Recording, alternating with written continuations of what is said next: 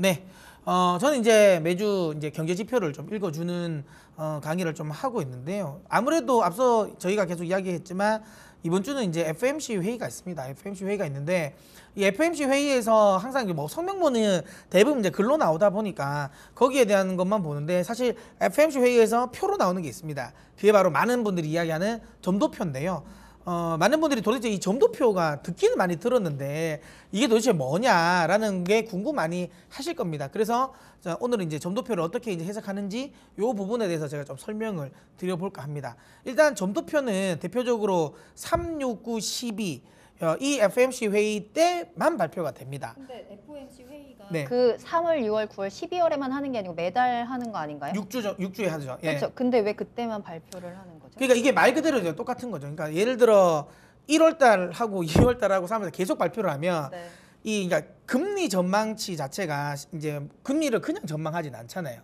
뭐 경기가 좀 좋아지고 나빠지고에 대한 거에 대해서 어느 정도 나왔을 때 금리 결정을 하고 경기에 대한 전망을 하는데 이게 너무 매번 6주에 한 번씩 계속 매번 하면 그러니까 이 통화 정책에 대한 부분이 너무 이제 갈팡질팡해질 수밖에 없다는 거죠. 그러다 보니까 분기별로 아무래도 어느 정도 이 그 분기에 대한 전체적인 경제 지표라든지 이런 걸 다 해석을 해보고 발표 나오는 걸 다 보고 나서 그 다음에 거기에다 이제 앞으로 경기가 좀 더 좋아지겠네 나빠지겠나를 판단하기 때문에 보통 이렇게 그러니까 분기별로 나오는 거고요. 또 네. 중요한 건 그것도 있고 3, 6, 9, 12 요게 공교롭게도 FOMC 이제 의장이 기자회견이 있습니다. 기자회견이 있기 때문에 혹시라도 만약에 이 점도표가 발표가 되었는데 시장이 쉽게 말하면 생각이 다를 수도 있어요. 그러니까 FOMC 그러니까 쉽게 말하면 이 위원들의 생각과 다음에 이제 다를 수도 있단 말이죠. 그럼 이 부분을 어느 정도 잡아줘야 되는데 결국 기자회견 없이 넘어가 버리면 그러니까 다음 이제 쉽게 말하면 이 기자회견이 있을 때까지 굉장히 많은 시장에 큰 혼란이 있을 수 있기 때문에 항상 이제 기자회견이 있을 때 그리고 아까 방금 이야기했잖아요 경제 지표와 관련된 해석이 어느 정도는 좀 더 이제 이 모아질 때 그러니까 연속성을 어느 정도 보고 나서 경기를 정말 할 수 있을 때 이 부분을 이제 판단하기 위해서 일단 요때 하신다고 생각하시면 되고요. 네. 결국에는 이제 이 FOMC에 참석한 의원들의 금리 전망을 이제 점도화한 겁니다. 그게 이제 말 그대로 점도표가 되는 거고요. 이게 이제 우리가 매우 중요하게 보는 이유가 연준의 통화정책 스탠스를 이제 예상할 수 있기 때문에 매우 중요하게 보는 건데요. 제가 이 표를 하나 준비해봤습니다. 요게 이제 FOMC 이제 회의가 이제 끝나고 나면 3, 6, 9, 10이 끝나고 나면 이쪽 관련 이제 부분에 점도표가 나오는데요. 요건 점도표는 아니고요. 요거는 이제 경기 전망치입니다. 그러니까 제일 위에 보이시는 것처럼 이제 GDP 전망치가 나오고요. 그럼 실업률 전망치, 그다음에 인플레이션 전망치, 그다음에 이제 코어 이제 인플레이션 전망치 요쪽이 나오는데요. 이게 말 그대로 GDP를 좋게 본다는 높게 본다는 건 경기에 대한 전망을 좋게 본다는 거니까 그만큼 이제 향후 금리 인상이 될 수도 있다라는 생각을 할 수도 있고요. 그 다음에 보시는 것처럼 PCB 그러니까 물가 지금 현재는 어쨌든 물가 인상률과 관련된 부분이 가장 이제 중요하지 않겠습니까? 그러면 물가가 인상이 얼마나 되냐에 따라서도 이 부분이 이제 우리는 해석 물가 인상 전망치를 높게 봤다. 그러면 다음 FOMC에서는 조금 더 이제 금리를 빨리 인상시킬 수도 있겠다라고 생각을 하실 수 있는데요. 여기서 제가 한번 중요 깊게 봐야 되는 부분을 이게 지금 뒤로가 나오는 게 안 나오네요. 자, 화면이 네. 넘어갔네요. 이게 제가 이제 그 표를 그리고 싶은데 이 글자가 안 나오네요. 여기 보시면 제가 그냥 그 조금 더 이제 여러분들 보시고 설명을 드리도록 하겠습니다. 지금 이 첫 번째 표를 보시면 GDP가 그러니까 지금 이제 지난번에 전망치는 2.5로 나와 있습니다. 한번 표를 보면 2.5로 나와 있는데 그러니까 이거는 지금 이제 3월 점도표입니다. 그러니까 지난달 12월에 전망치는 지금 GDP를 2.5% 증가할 거라고 봤습니다. 올해. 근데 3월 점도표에는 2.7% 증가한다고 나왔죠. 이 부분은 뭐냐면 경기 회복 속도에 대한 기대감이 연준이 좋게 본다는 거예요. 그럼 이 부분을 약간 매파적으로 해석할 수가 있는데 중요한 건 이 밑에 보시면 12월 달과 지금 이제 3월 달에 물가 인상률과 관련된 부분은 똑같아요.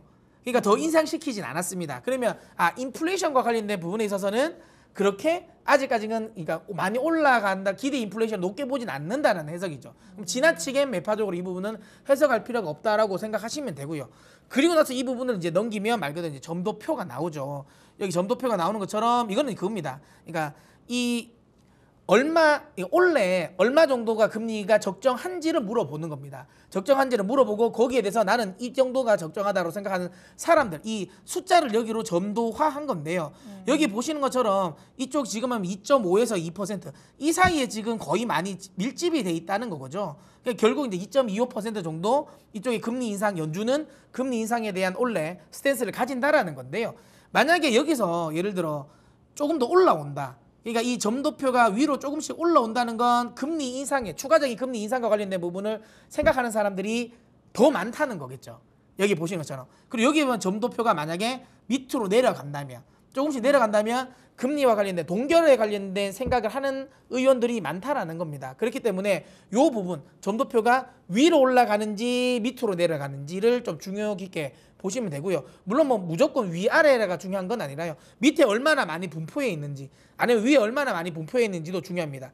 그리고 지금 이 표를 보면서 느낄 수 있는 건 뭐냐면 가운데가 지금 뚱뚱해 나오잖아요. 네. 그러니까 이게 이제 거의 금리 인상과 관련된 연준의 의원들의 스탠스 자체가 조금 약간 많이 컨센서스가 형성돼 있다는 겁니다. 그러니까 각자의 생각들이 이렇게 많이 분산돼 있다는 거, 연준의 지금 현재 금리 인상 스탠스 자체가 컨센서스가 형성 안 됐다고 보시면 돼요.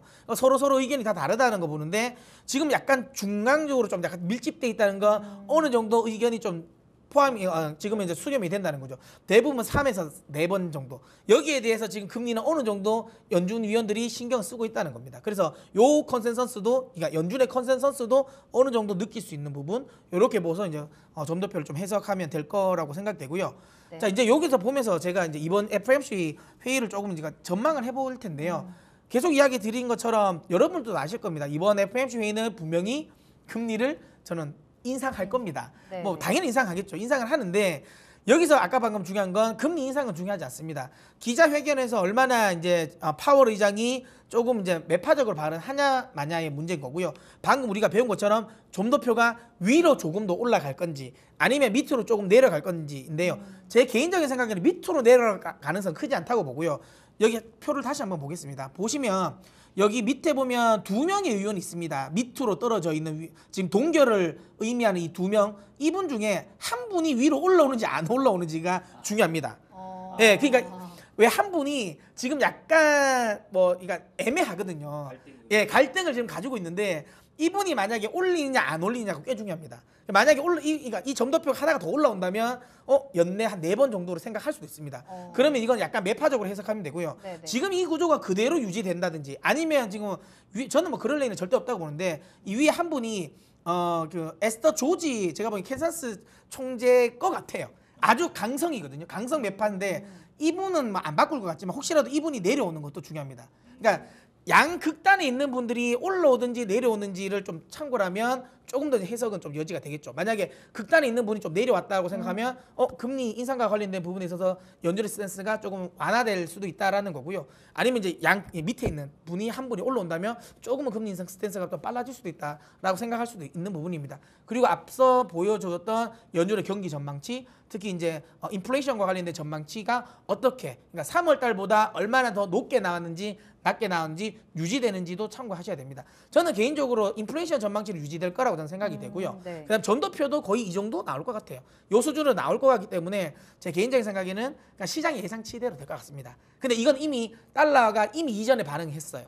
6월에 금리 인상할 거라 생각해서 달러가 5월 때 가파르게 상승이 나왔거든요. 그러니까 요 부분이 이제는 오히려 차익 실현 매물로 나오지 않나라는 생각이 들고요. 오히려 저는 이번 이 이제 FOMC 회의도 있지만 그 다음 있을 ECB 통화정책 회의가 네. 매우 중요하다고 생각되는데요.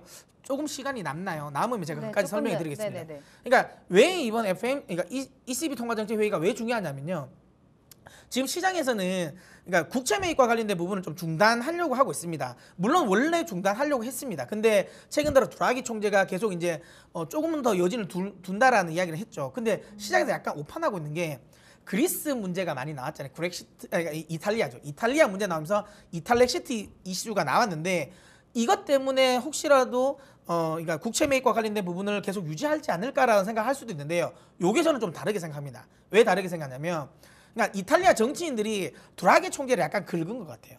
예, 드라기 총재가 이탈리아 사람이거든요. 그러니까 자기 나라 사람이라서 좀 자기 나라 쪽으로 좀 도움을 주지 않을까 생각을 하는 것 같은데요. 왜 이런 이야기를 했냐면 지금 오성운동 제가 정확하게 누군지 모르겠는데 그쪽에 그러니까 지금 오성운동 쪽에서 위원이 그런 말을 했습니다.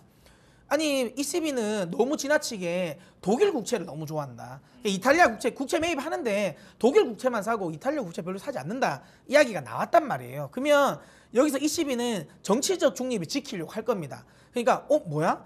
우리가 매매하는 거와 관련된 부분을 지금 이탈리아 정치 지금 그러니까 쉽게 말하면 끄집어 놓는 거야라고 생각에 정치적인 중립을 지키기 위해서라도 그러면 우리 원래대로 그냥 국채 매입 안 할게. 이제 그만둘 거야라고 이야기할 가능성이 좀 높다고 봐요.